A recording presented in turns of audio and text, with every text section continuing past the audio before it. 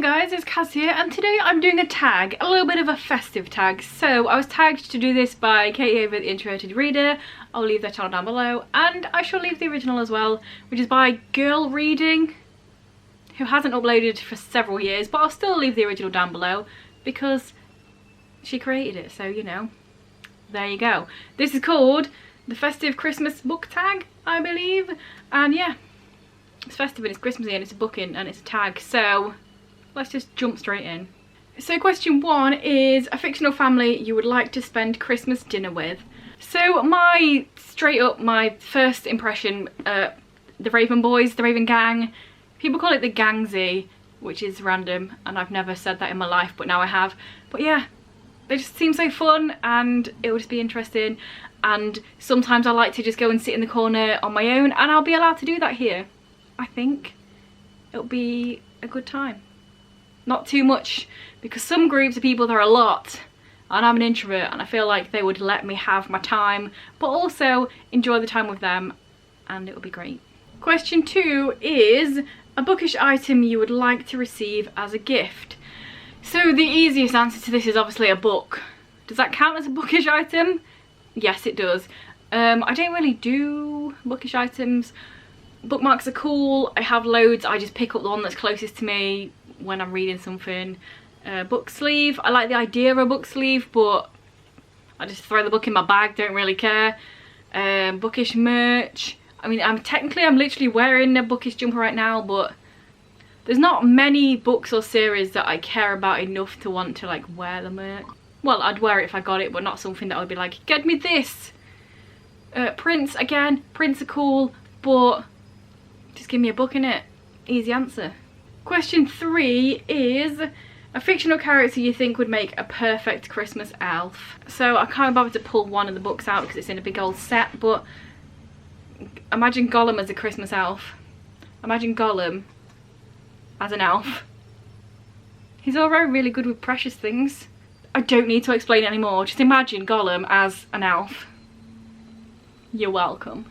Question 4 is match your book to its perfect Christmas song. So this one took me a little while because I had a look at the questions the other day and I had to Google Christmas songs because I only had like 2 in my head and I couldn't remember any other songs, even though they're everywhere at the moment. And I think the perfect one is, what's it called? Last Christmas by Wham.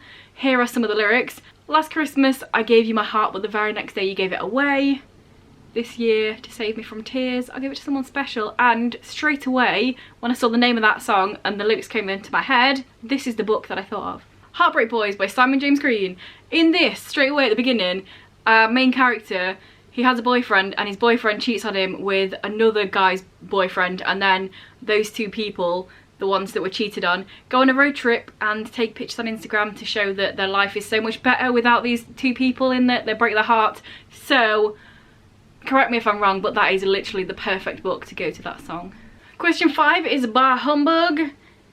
A book or fictional character you've been disappointed in or should be put on the naughty list.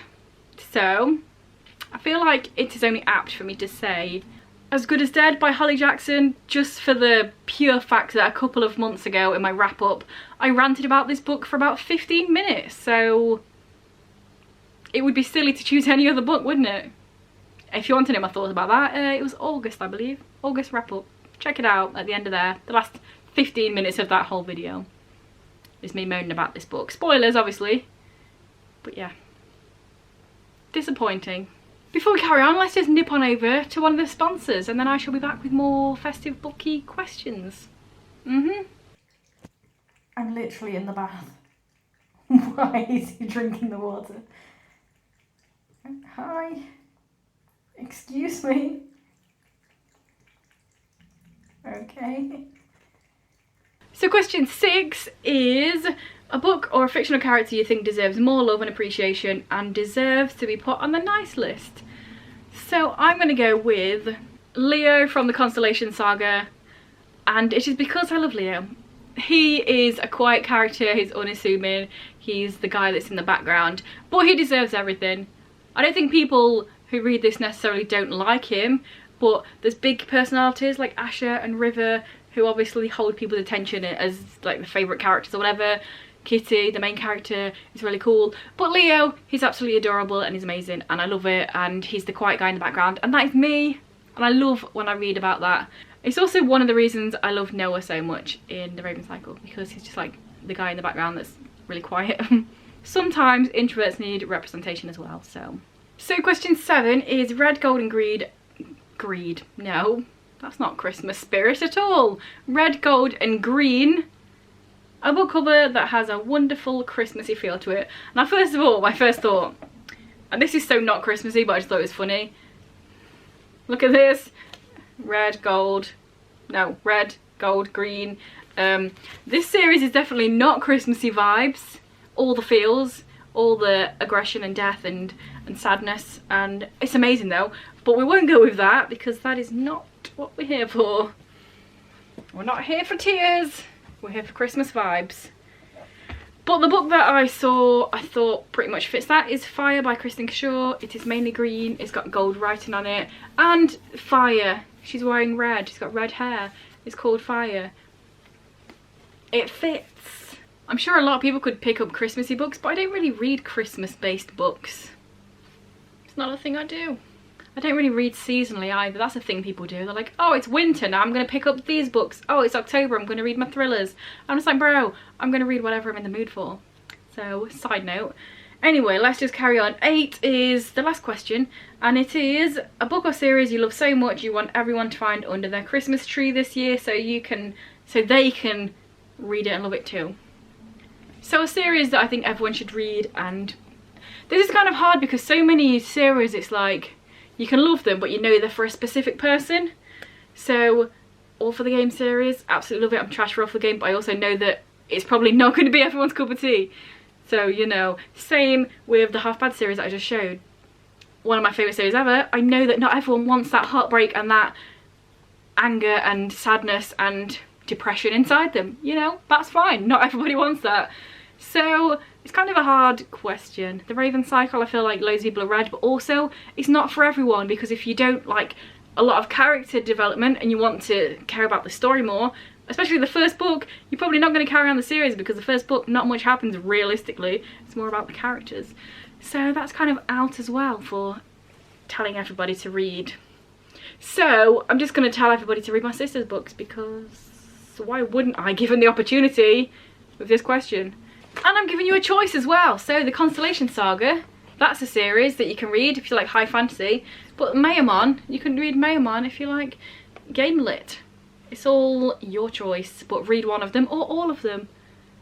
Christmas vibes, share it. Read my sister's books. The first book in this series, Mayamon, by Kay MacLeod, by the way, is called The Carnelian Fox. Let me get it the right way around. So find this cover, find this name, spell my sister's name right, and then read it. And the first book in this series is called Heirs of Power, and the same as what I just said. Find this, look it up, read it. You can buy it physically on Kindle, audiobook as well. It's everywhere, so you've really got no excuse. Just saying.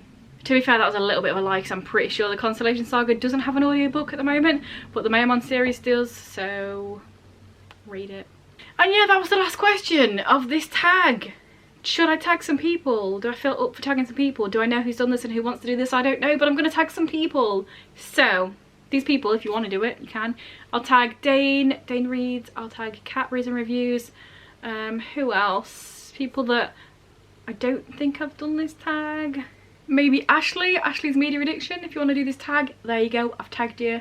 And yeah, I've just been scrolling through my subscriptions for ages, and I follow too many channels that are not BookTube, so I can't even find anybody else. But if anybody else wants to do the tag, then feel free, because, you know, I'm still scrolling, and none of these are BookTube channels, so, you know, can't tag any of these people to do it.